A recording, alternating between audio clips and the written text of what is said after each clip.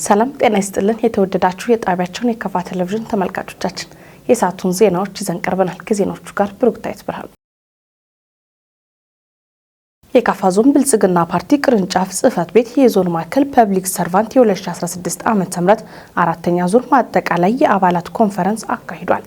ምረት አብራ በኮንፈረንሱ ላይ የ2016 በጀት ዓመት የመሰረታዊ ድርጅቶች የተሰሩ የፓርቲ ስራ ሪፖርትና የ2017 በጀት ዓመት እቅድ ቀርቦ በተሳታፊዎች ውይይት ተደርጎበታል። በየህዋሱ የ2016 ዓመተ ምህረት አፈጻጸም በመገምገም የአደረጃጀት አመራሮችና የአባላት የሂስ ግለሂስ ግምገማ ሪፖርት በመሰረታዊ ድርጅት ቀርቦ በኮንፈረንስ ተሳታፊዎች ውይይት ከተደረገ በኋላ በሙሉ ድምጽ ጸድቋል። በ2016 በጀት ዓመት በየህዋሱ የተሰሩ መልካም ተግባራትን በማጠናከር የተስተዋሉ ክፍተቶችን በማረም በ2017 በጀት ዓመት የብልጽግና ጉዞን እውን ማድረግ እንደሚያስፈልግም ተጠቁሟል። ብልጽግና ፓርቲ መምራት ከጀመረበት ጊዜ አንስቶ የፓርቲው አደረጃጀት መልሶ ማደራጀት፣ የፓርቲውን ፋይናንስ ማጠናከር፣ የአባላትን መረጃ በዘመናዊ መንገድ ማደራጀት፣ የአቅምና የስብዕና ግንባታ ስራዎችንና የመሳሰሉ ተግባራት መከናወናቸው በቀረበው ሪፖርት ተመላክቷል። የብልጽግና ፓርቲ ኢኒሼቲቭ የሆነው የሌማት ትሩፋት ስራዎች ተግባራዊ በማድረግ የተጀመሩ ስራዎች ተሞክሮ በመቀመር በሁሉ መሰረታዊ ድርጅትና ህዋሶች ላይ መስፋት እንደሚገባም በመድረኩ ተጠቁሟል። የመንግስትና የፓርቲን ተግባራት በተሳካ ሁኔታ ለማከናወን አደረጃጀቶችን በማጠንከር በተቀናጀ መልክ መፈጸም ከፓርቲ አባላትና አመራሮች በቁርጠኝነት መስራት እንደሚጠበቅም ተገልጿል። ለውጡን በብቃት መምራት የሚችልና የህዝቡን ሁለንተናዊ ተጠቃሚነት ለማረጋገጥ የፓርቲውን አደረጃጀት ማጠናከርና የአባላትን አቅም መገንባት በቀጣይ የፓርቲው ቁልፍ ተግባር ሊሆን እንደሚገባም ተነስቷል።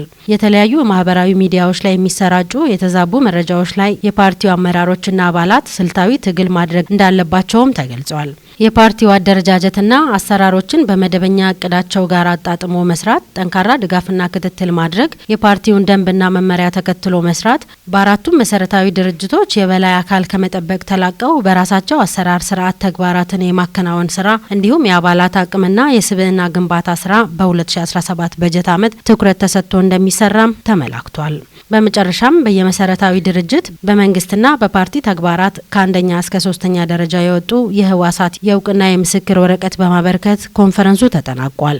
በገዋታ ወረዳ ለ2 ቀናት ሲሰጥ የቆየው የቤት ለቤት የወባ በሽታ መከላከል ኬሚካል ስርጭት ስልጠና መጠናቀቁን የወረዳው ጤና ጥበቃ ጽህፈት ቤት አስታወቀ።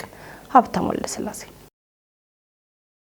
የገዋታ ወረዳ ጤና ጽህፈት ቤት ተወካይ እንደገለጹት የቤት ለቤት የወባ በሽታ መከላከያ ኬሚካል ስርጭት ለተውጣጡ ርጪዎች ለባለድርሻ አካላት መሰጠቱን ገልጸው ሰልጣኞቹ በሚገባ ስልጠናን በመውሰድ የርጭቱን ስራ ያለምንም ችግር እንደሚሰሩም ተናግሯል። እያንዳንዱ ግለሰብ ቤቱን ክፍት በማድረግ እቃ ወደ ውጪ ማውጣት እንደሚጠበቅባቸውና ማንኛውም ነገር ቤት ውስጥ መግባት የሚችለው ርጭቱ ተጠናቀቀበት ከ2 ሰዓታት ቆይታ በኋላ መሆኑንም አስረድተዋል።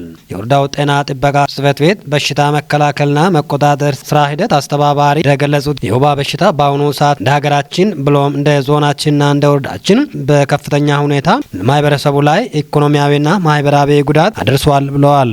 ከፍተኛ የወባ በሽታ ጫና ያለባቸውን ቀበሌዎችን ለመለየት ሰዓቱን ተከትለው ተግባራዊ ማድረግ እንደሚጠበቅባቸውም ተናግረዋል።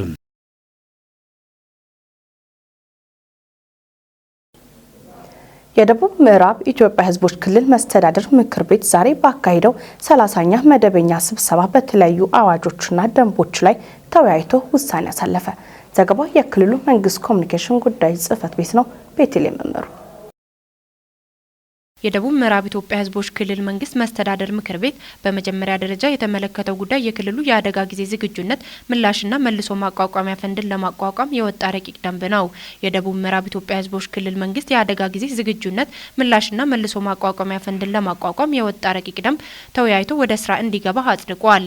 መስተዳደር ምክር ቤቱ የክልሉ ፖሊስ ኮሚሽን አደረጃጀትና ስልጣንና ተግባር ለመወሰን ረቂቅ አዋጅ ላይ ተወያይቶ ለክልሉ ምክር ቤት እንዲቀርብ ወስኗል። የክልሉን የታክስ አስተዳደር ስርዓት ቀልጣፋ ውጤታማና ተገማች ለማድረግና ወጥነት ያለው የአተረጓጎም ስርዓት እንዲኖር ማድረግ አስፈላጊ በመሆኑ ታምኖበት የተዘጋጀ የታክስ አስተዳደር ረቂቅ አዋጅ ላይም ተወያይቶ ለክልሉ ምክር ቤት መርቶታል። በደቡብ ምዕራብ ኢትዮጵያ ህዝቦች ክልል መንግስት የአስተዳደር ስነ ስርዓት ለመደንገግ የወጣ ረቂቅ አዋጅም መስተዳደር ምክር ቤቱ በጥልቀት ተወያይቶበት ወደ ክልሉ ምክር ቤት እንዲቀርብ ወስኗል።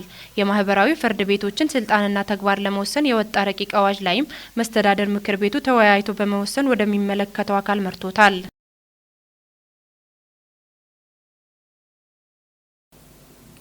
ከውጭ በአሜሪካ ፕሬዝዳንታዊ ምርጫ ክርክር ትራምፕ በባይደን ላይ የበላይነትን ተቀዳጅተዋል።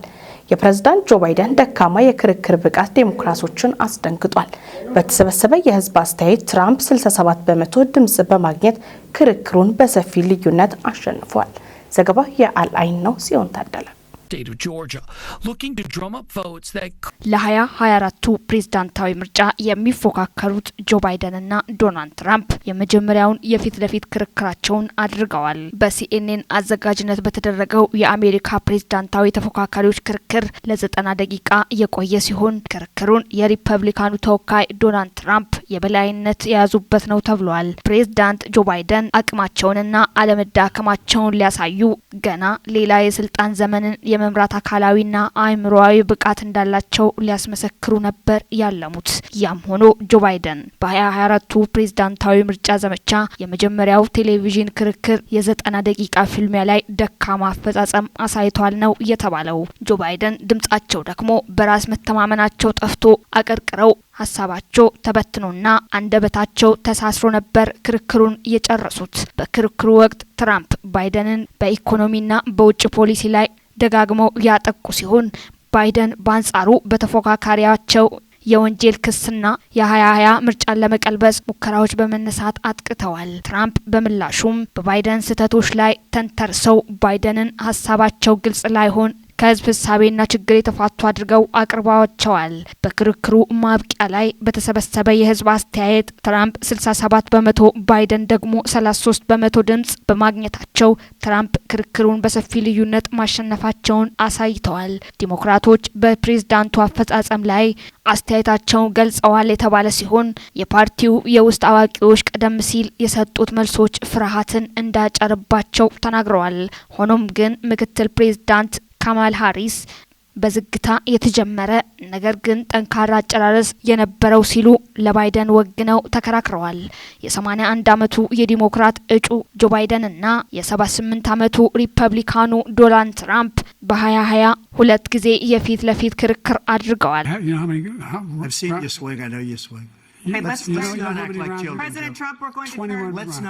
ተመልካቾቻችን ከከፋ ቴሌቪዥን ለሳቱ ያዘጋጀናቸው ዜናዎች እስካሁኖቹ ነበሩ። ዜናዎቹን በመምራት እኔ ብሩክታይት ብርሃኑ አብራችሁ ቆይታ አደረኩ። ከቀሪ የከፋ ቴሌቪዥን መሰናዶች ጋር መልካም ጊዜ